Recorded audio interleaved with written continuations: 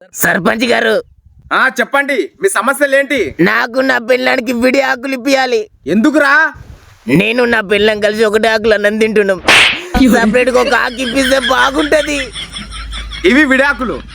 అవును సర్పంచ్ గారు. అరే చెప్పందుకోరా. కోంపావే, సర్పంచ్ గారితో ఆకులు లేవనుకుంటా.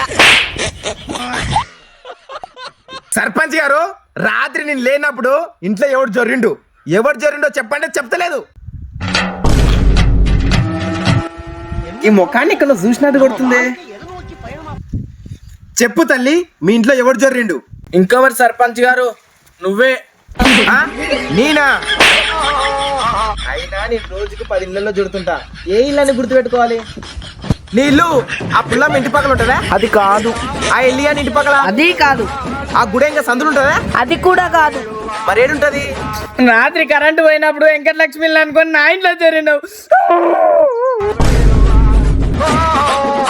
ఇక నా శీలం పోయింది. నేను బ్రతక చచ్చిపోతా. శకుంతలా, సర్పంచి అది కాని సావని తర్వాత నేను సావదెంతా. రాత్రి ఇంటి ముందరికి వెళ్ళి పోతుంటే అదే కదా నన్ను గుంజింది.